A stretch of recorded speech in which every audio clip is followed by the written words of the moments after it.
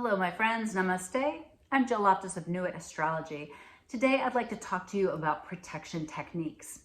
Now, I've talked about protection before on this channel, and this video is in response to the one that I did on Invidia, that spiritual disease of people being jealous of you or directing difficult energy to you because they want something that you have. They seem to think that you have it all figured out. It's interesting how this, I think this has always been a thing, right? It's always been a thing, whether it's jealousy, whether it's the individual person's shadow self seeing parts of you that they would wish they could be. It definitely is a huge problem for women. And I do have a video that I recorded on why don't women support women, which I hope you will check out. But let's talk about how do you protect yourself from someone who might be directing this kind of energy your way. You are the one who will end up suffering. I mean, they of course will have their karmic repercussions of their choice, right? But they can literally siphon off your life force by directing this energy at you. You can feel depleted, tired, upset. You might notice things in your environment.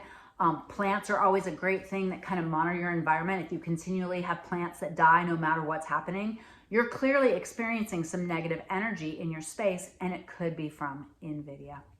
So a couple of the ways that you can help ward off that evil eye is through evil eye jewelry or symbols. It is the typical, like a blue circle.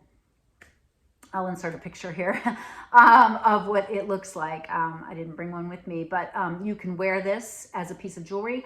I have one at my front door. I have one, I used to have one right inside my business at the front door.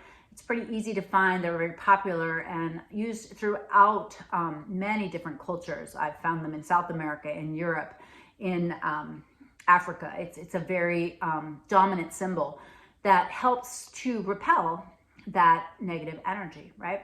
Symbolism, the language of the soul is symbols, right? It's not a specific language. It's not English or French or Spanish or Chinese or Aramaic. It's symbols, right? And so this energy of this symbol helps to push that energy back.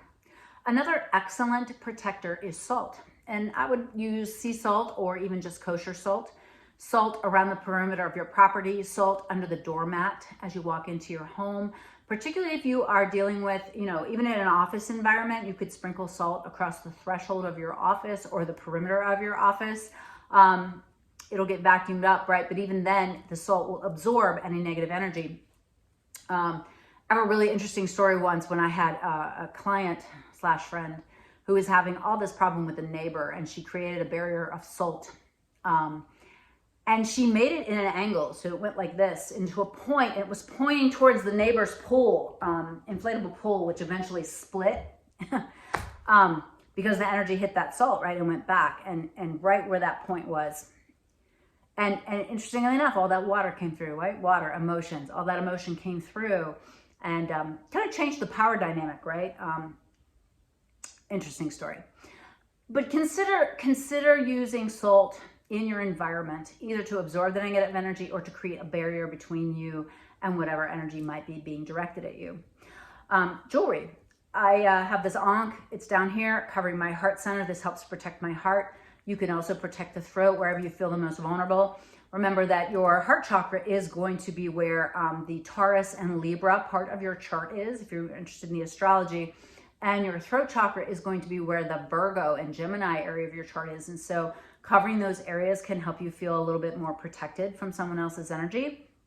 As I've mentioned before, cedarwood oil, taking just a little dab of cedarwood. You don't have to bathe in the essential oil, but a little dab of the cedarwood, make a little cross at your third eye, draw the line up behind, make a little cross at the moon center, right? Cross at the throat, a little cross at the heart, a little cross in each palm, and then a little cross on the soles of your feet, and then clap 3 times, and then sweep 3 times to kind of protect your energy. You can visualize the symbol of an octahedron, which is basically like, think of a 4-sided pyramid, like the Great Pyramid, 4-sided pyramid, and then another one at the bottom, kind of like a diamond shape.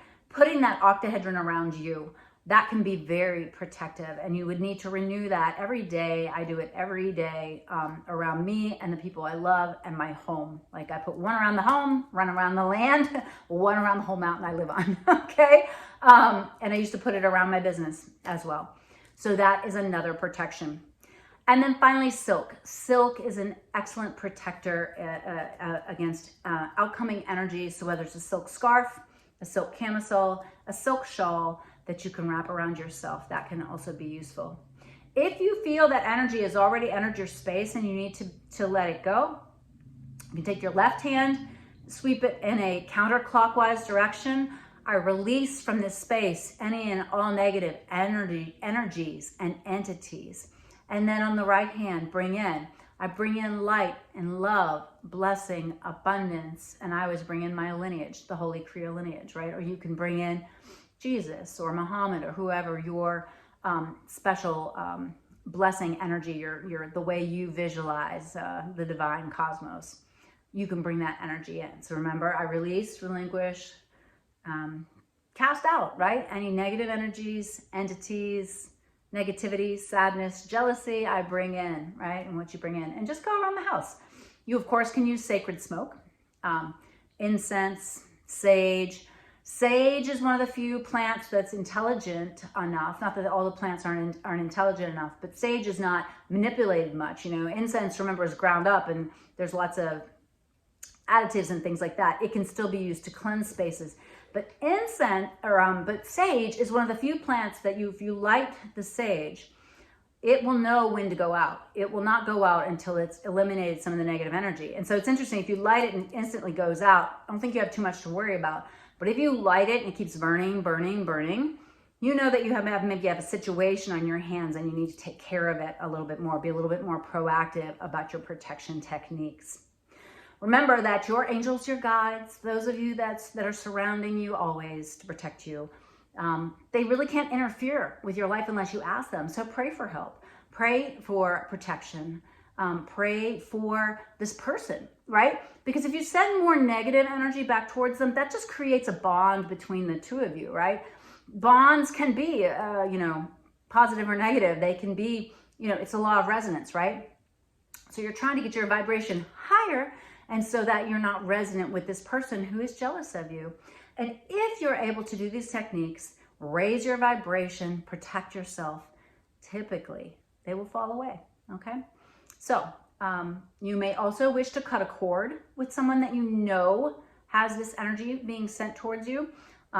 Typically cord cutting takes place at full moons. So a full moon, ritual that you can do either in your mind or you can actually physically, imagine taking the cord and cutting it. I prefer using a selenite wand for that because selenite doesn't absorb any energy. And you don't have to, spend a ton of money and get a tiny little inexpensive selenite stick, right? And just feel like you're whenever I do it, I just feel like it's like cobwebs, right? But sometimes it's like, woo, it's like an actual cord or energetic connection that's really deep. And if you encounter that and you have trouble letting go of that or cutting through it or dispelling it, then you may wish to think again, come back to that idea of resonance and try to understand why you're resonant with that negative energy and how you can lift your own vibration in order to drift away from that connection. All right, well, I hope this was useful and helpful. If you have any questions, please drop them below. If you have a technique that I did not bring up, I would love to hear it. Share it with all of us here on YouTube. And I hope you have a wonderful day, a wonderful week. Namaste.